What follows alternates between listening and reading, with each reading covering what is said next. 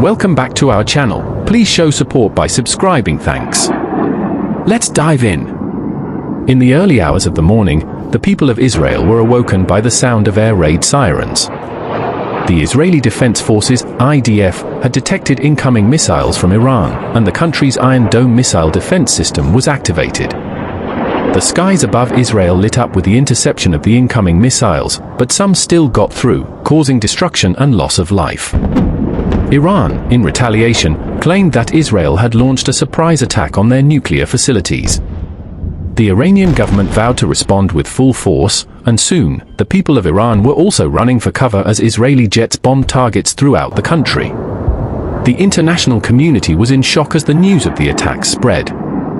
The United Nations Security Council was quickly convened, and condemnations of the attacks poured in from world leaders. But the damage had already been done. In Israel, the death toll continued to rise as hospitals were overwhelmed with the wounded. The country's infrastructure was also severely damaged, with power outages and water shortages becoming common. The IDF was on high alert, and reservists were called up to bolster the country's defenses. In Iran, the situation was equally dire. The Iranian government claimed that they had successfully repelled the Israeli attack, but the cost had been high. Major cities had been hit, and the civilian death toll was mounting. The Iranian military was also on high alert, and the country's borders were closed. As the days passed, the situation only worsened. The international community attempted to broker a ceasefire, but both sides refused to back down. The Israeli government claimed that they had the right to defend themselves against Iran's nuclear threat, while the Iranian government maintained that they were the victims of an unprovoked attack. The world watched in horror as the conflict escalated. The possibility of a full-scale war between the two nations seemed increasingly likely, and the prospect of a wider conflict involving other Middle Eastern countries and even the United States was a real possibility. The United Nations Security Council passed several resolutions calling for an immediate ceasefire and the start of peace talks, but both sides ignored them.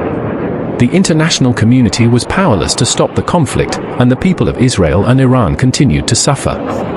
In Israel, the IDF launched a ground invasion of southern Lebanon, claiming that the Lebanese militant group Hezbollah, which is backed by Iran, was firing rockets into Israel.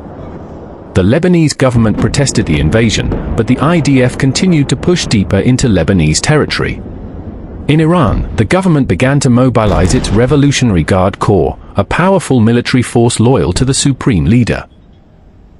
The Revolutionary Guard Corps was deployed to the country's borders, and there were reports of skirmishes with Israeli forces along the Golan Heights. The world held its breath as the conflict continued to escalate. The possibility of a wider war seemed increasingly likely, and the international community was running out of options. But then, something unexpected happened. A group of moderate politicians in Iran, who had been sidelined by the hardline government, saw an opportunity to seize power. They began to organize protests against the government, calling for an end to the conflict and a return to negotiations. The protests quickly gained momentum, and soon, thousands of Iranians were taking to the streets. The government attempted to suppress the protests, but they only grew larger. The Revolutionary Guard Corps was called in to restore order, but many of its members refused to fire on their fellow citizens. The international community watched in amazement as the protests continued to grow. The Iranian government was facing a crisis of legitimacy, and the hardline faction was quickly losing control. In Israel, the government was also facing pressure to end the conflict. The Israeli public was growing weary of the constant state of alert, and the country's economy was beginning to suffer. The IDF had achieved its objectives in Lebanon, and there was growing support for a ceasefire. The United Nations Security Council, sensing an opportunity, called for an emergency meeting. The Council passed a new resolution, calling for an immediate ceasefire and the start of peace talks. This time, both Israel and Iran agreed to the terms. The world breathed a sigh of relief as the ceasefire took effect. The people of Israel and Iran began to pick up the pieces of their shattered lives, and the international community pledged to help with the rebuilding efforts. The road to peace would not be easy, but for the first time in many years, there was hope. The moderate politicians in Iran had seized the moment, and the hardline government had been weakened. The Israeli government, too, had been forced to confront the cost of the conflict. The day the world stood still, the day that Israel and Iran attacked each other, had been a dark day. But it had also been a day of opportunity, a day when the people of both nations had the chance to demand a better future.